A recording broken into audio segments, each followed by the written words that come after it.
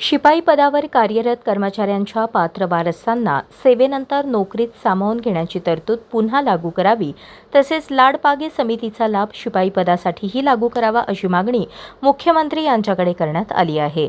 पूर्वी शिपाई कर्मचाऱ्याच्या सेवेनंतर त्यांच्या पात्र मुलामुलींना नोकरीत सामावून घेण्याची तरतूद अस्तित्वात होती, मात्र माजी मुख्यमंत्री विलासराव देशमुख यांच्या कार्यकाळात ही तरतूद बंद करण्यात आली असा उल्लेख शिपाई कर्मचाऱ्यांनी केलेल्या निवेदनात करण्यात आला आहे।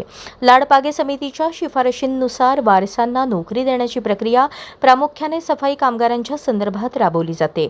सोलापूर महानगरपालिकेच्या अधिकृत संकेतस्थळावरही लाडपागे समिती अंतर्गत विविध पदांबरोबरच शिपाई पदावरील नियुक्ती आदेश उपलब्ध आहेत। शिपाई वर्गावरील कर्मचारी अत्यंत कमी वेतनावर काम करतात। सेवेनंतर त्यांच्या कुटुंबाच्या उदरनिर्वाहाचा प्रश्न गंभीर होतो, त्यामुळे त्यांच्या मुलामुलींच्या भवितव्यासाठी आणि कुटुंबाच्या आर्थिक सुरक्षिततेसाठी लाडपागे समितीचा लाभ पुन्हा शिपाई पदासाठी लागू करणे आवश्यक असल्याचे कर्मचाऱ्यांनी म्हटले आहे। मुख्यमंत्र्यांनी या मागणीचा सहानुभूतीपूर्वक विचार करून लाडपागे समितीचा लाभ शिपाई पदासाठी लागू करावा आणि शिपाई कर्मचाऱ्यांच्या वारसांना न्याय द्यावा अशी मागणी करण्यात आली आहे।